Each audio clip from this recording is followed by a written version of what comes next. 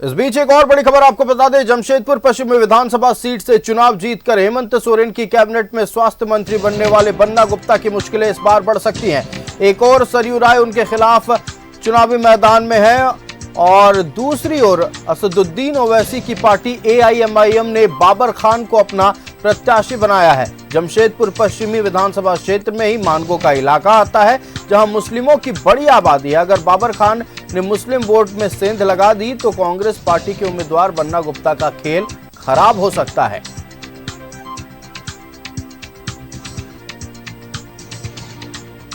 बड़ी खबर, जमशेदपुर पश्चिमी सीट पर मुकाबला अब त्रिकोणीय हो गया है।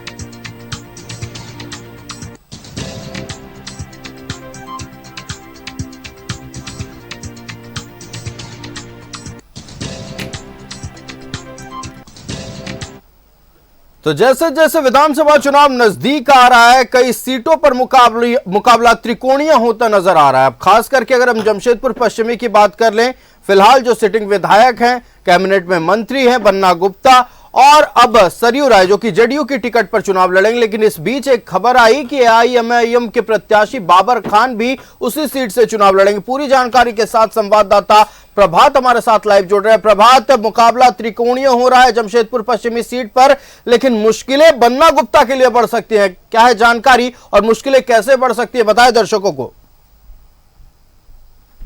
बिल्कुल आयुष, देखिए 2014 में जो विधानसभा का चुनाव हुआ था, उस वक्त जो अभी वर्तमान में पूर्वी के विधायक सरयू राय वहां से वो चुनाव जीते थे और 2019 में वो पूर्वी से चुनाव लड़े थे।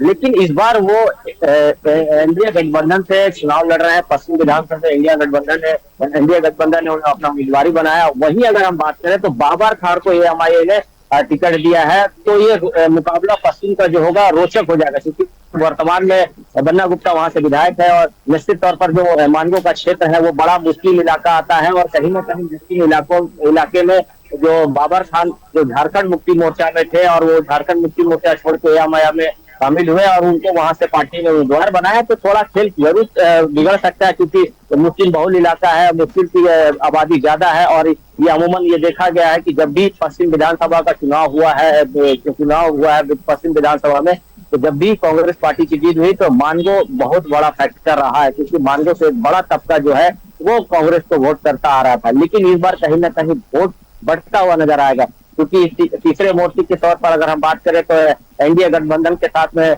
सरयू राय आ गए हैं, क्योंकि सरयू राय भी 2014 में चुनाव जीते थे, 2019 में पूर्वी से जीते थे। लेकिन अब ये देखना है कि किस तरीके से समीकरण बढ़ता है। लेकिन कहीं ना कहीं हम ये कह सकते हैं कि आने वाले दिनों में जो त्रिकोणीय मुकाबला है, तो बन्ना गुप्ता को थोड़ी ज्यादा मेहनत करना पड़ेगा, या तो बन्ना गुप्ता को कह सकते हैं कि मुश्किलें थोड़ी बढ़ सकती है। लेकिन यही बात सामने आ रही है कि बन्ना गुप्ता ने पिछले अगर हम बात करें 5 सालों में जिस तरीके से जो बड़े बड़ी योजनाएं मानगो क्षेत्र की लगाया, तो वहाँ क्षेत्र के लिए कहीं ना कहीं वो दावा ठोक रहे हैं। लेकिन आज जिस तरीके से हमने जब बन्ना गुप्ता से बातचीत की तो उनका कहना है कि भाई, हमने पूछा कि सरयू राय फिर से पश्चिम विधानसभा से चुनाव लड़ रहे हैं तो कितना चुनौती मानते हैं, तो उनका साफ कहना था चुनौती हम मेरे लिए नहीं है कि भारतीय जनता पार्टी के लिए चुनौती, क्योंकि भारतीय जनता पार्टी के ही प्रत्याशी को उन्होंने पूर्वी से हराया था। लेकिन अब भारतीय जनता पार्टी पश्चिम विधानसभा में मानगो का बड़ा क्षेत्र आता है, मानगो आजाद नगर का क्षेत्र आता है, जहाँ बड़ी आबादी है मुस्लिमों का। और ये देखना है कि मुस्लिम किस तरफ बढ़ते हैं, AIMIM तरफ जाते हैं या फिर कांग्रेस की तरफ जाते हैं, ये तो समय बताएगा। बिल्कुल प्रभात, तो अब मुकाबला दिलचस्प होता नजर आ रहा है, क्योंकि इस बार जमशेदपुर पश्चिमी सीट पर 3 मजबूत प्रत्याशी चुनावी मैदान में। अब देखना यह है कि आने वाले समय में किसका वोट बैंक कटता है, किसका वोट बैंक बढ़ता है। प्रभात, आपका हमारे साथ जुड़ने के लिए और तमाम जानकारी दर्शकों तक पहुंचाने के लिए बहुत बहुत धन्यवाद। तो जमशेदपुर पश्चिमी विधानसभा सीट से जहां मौजूदा विधायक बन्ना गुप्ता हैं जो कि कैबिनेट में स्वास्थ्य मंत्री हैं, वहां से JDU की टिकट पर सरयू राय चुनाव लड़ रहे हैं और अब AIMIM की ओर से बाबर खान को प्रत्याशी बनाया गया है।